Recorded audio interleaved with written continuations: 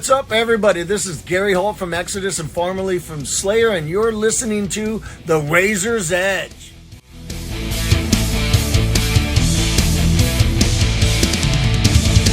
Hi, it's Cat Razor's Edge here at Bloodstock Saturday, and I'm with Will from Cage Fight, who opened the main stage today. How are you? Yeah, I'm really good, thank you. Did you enjoy it up there? Yeah, I did. Yeah, it was great. It wasn't too hot, which sounds ridiculous, but we played in Germany a few weeks ago and it was like 35 degrees and we played in the sun, and I was like, I'm going to be the guy who passes out on stage and everyone remembers. So I was really relieved to get out there, and it was lovely. It was great, and great crowd as well. There's a massive reaction so for that grateful. Early slot, which is notoriously difficult, isn't it? Yeah, I think it's tough because, you know, it's hangovers and trying to get yourself back into the gear, you know, getting to groove for it and stuff, but we're just that audible coffee, you know. Oh, absolutely. That's what we aim for. And probably your biggest UK show to date? I think that's probably easily. I think is we're so grateful to Bloodstock for the opportunity, and I think it was definitely. Yeah, and I love the fact that every time I watch you, Rachel comes out and everybody looks, and then she opens her mouth and you'll go, ooh. And I think that's such a brilliant reaction, actually, because it's not what they're expecting, completely takes them by surprise, but people are not expecting that from her at all, and then this guttural comes out, and then you guys come in, and it's just like, I mean, she'll walk up behind you when you're like warming up, and she'll just and it's like, and the thing that gets me is how loud it is. I do backing vocals, I shout, you know, I just do what every human being does in that situation and hopes for the best.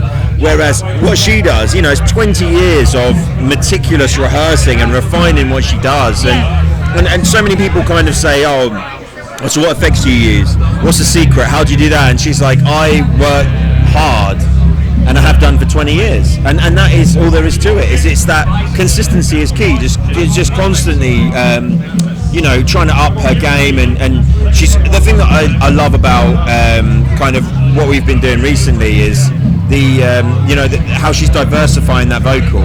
So the gutturals are great and the highs are great, but then it's like, oh well, what else can I do? Quite How else can I singing as well, isn't there? Exactly. Today it was like, really soft.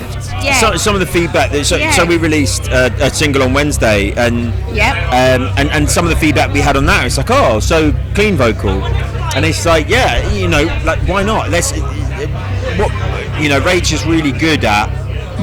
She wants to be good at pushing the boundaries, and what can we do that's different? What can we do? I'm not saying that clean vocals are different in this music, but it's doing things differently and trying to do things. What is the Rachel Asp way of pushing the boundary and pushing that envelope? And I think the results have been fantastic. Were quite delicate as well. Yeah. So it's really good. So it's 3 years since the debut album come out. Yep. Obviously, you've been in the band for how long now? So I've been in I think it's 2 years this summer. Yeah, it must be, Tech Fest 2023, Tech Fest, I want to say. That was the first show that I did. Tech Fest, shout out, Simon Garrett, bring it back. And that was great. Yes. It's a great festival. Great little festival. Yeah, absolutely love it. So that was the first one that I did, I think, But I play guitar here in 2022 for Cage Fight. And the debut album was received really well. Yeah. And still, it's been received well, still getting new fans, you know. It was still kind of riding the coattails of that record, which we're really grateful for, so And how's that band dynamic been? You know, obviously you've been in 2 years now, you're embedded now, it's like you were never not in them, right? Yeah, I think it's a weird one for me, like, because it feels like it feels like forever. It's one of those things. So Nick, the drummer, and I are really good mates, and we live next to each other, and Rach and James live next to each other, so it works really well in, you know, when we meet up, and it's all together is the answer to everything, you know, like me and Nick will like carpool, Rach and James will carpool, and it's just that nice that goes a long way. Yeah. It's the fact that we're not, travelling miles on our own to go and do a gig, and it's all together, Yeah. and that works really well. And we just, like something that James said recently is that we've all become closer as people, as friends, as well as bandmates. Yeah, and I think that's really that really helps. The new stuff that we've been doing, a lot of that comes through. So new album on the way. Yeah. Can you tell us anything about it? Title, release date? Your lips are sealed. Literally, yeah. I don't know. Okay. So yeah, new single dropped on Wednesday. I Hate Your Guts. That is the first step in the right direction. And Pick Your Fight a Beer as well, which is it is the shape of things to come. Oh, great. So yeah. Good. So what's been your favourite show personally that you've played so far? Oh. I'll put a pin in today just because that's too easy. Probably Summer Breeze, which I think was the first year that I was in the band, and we drove out, and the reception was insane. Like we played on a stage that was like in the campsite, and the crowd turnout was huge, and the Germans just love it. Well, they're just crazy, right? Yeah, and it was great. That was a really, really good one. That whole first summer, I mean, we did Techfest, 2000 Trees, Summer Breeze, all in a run, and it was unbelievable. Great little run of shows, and but they're all good though. Like every gig you have, there's a memory from every one that I love. But that one in particular stands out. Yeah. Other than today, yeah. What can we expect to see from you guys apart from a new release in the next 12 months? Any upcoming dates? So we're really grateful that Svalbard are taking us out at the end of the year. So we're doing 5 dates with them in November, and that's kind of all over. Like we're doing like Glasgow, so we're doing Glasgow, Newcastle, which we haven't. If we've done it, we haven't done it often. Then like Manchester, Bristol, London.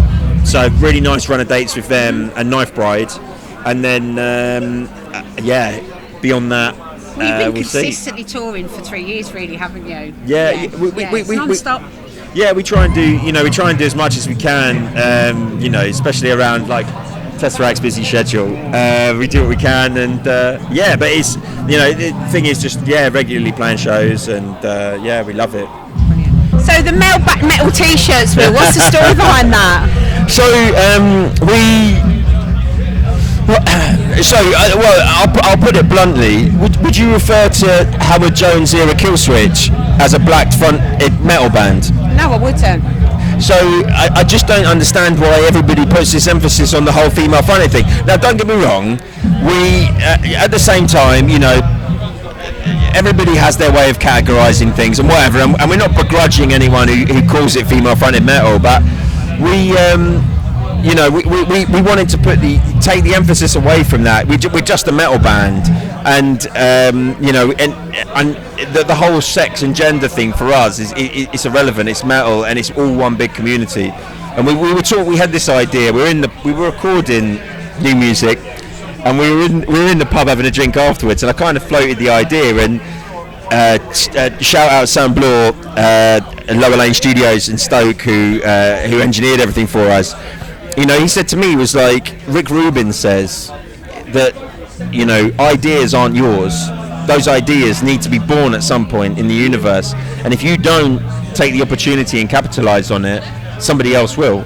So we didn't know how we were going to bring the Mailback Metal thing out and how we were going to do it, but we just thought it's time. Yeah. We need to just do it, and we're really, really lucky that a good friend of ours, Nick Hearn, shout out again, he designed the Splatter logo, and he did that logo for us. And I said to him, I was like, look, can you just put Mailback Metal in massive letters on the back of the shirt? And he was like, look, I'll do it, and I'll see how it looks, and we'll go from there. And I was like, and can you just make the splatter bright fucking pink? Absolutely, yeah. And it's, let's just do it. And guys, girls, children of all ages buy that shirt, and they love that shirt. And I think it should just be embraced. And we should stop worrying about genres and barriers and boundaries and whatever else. It's one big community. It's one big fucking noise at the end of the day. and it's the best community in the world, in my opinion. Nowhere else I'd rather be. So yeah, really happy with the t-shirt, and really glad that people enjoy it. Finally, we're just asking everybody the same question at the festival this year. We sadly lost Ozzy Osbourne a few weeks ago, and we're just asking people what Ozzy Osbourne and Black Sabbath kind of meant to them. It's a great question. So like the thing that stands out for me was my dad bought a 7-inch of Paranoid, and that was the first record he ever gave me. And you know, like growing up, Sabbath were huge. For from him kind of being like, this is a band you need to listen to. And the thing as well that stands out, the thing that stands out about Ozzy is like, fucking hell, talk about guitarist recruitment. Yeah, totally. Like every single guitarist he's had has been a superstar. When you think Zakk Wylde was a child when he joined Ozzy, yeah, and he became Zakk Wylde. Not to mention obviously Randy Rhoads and the fucking unbelievable work that he did, but unbelievable guitar players and unbelievable songwriters as well. It's say what the album sales at the time, whatever, but look at the hits. We saw him at Download a few years ago. Me and my dad went to see him at Download. We did the Sabbath gig, and then we did Ozzy a few years later. And I just stood there like, I can't, even shot in the dark.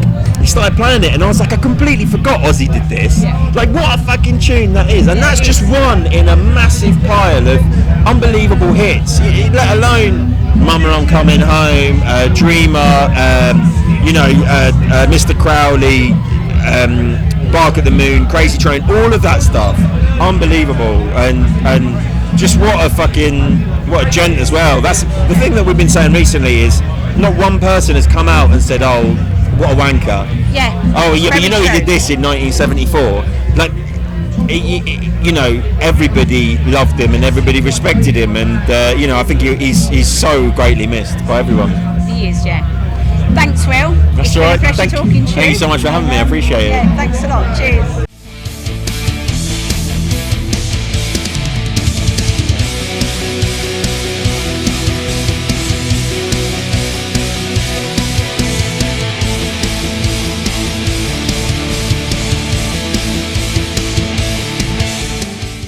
For listening.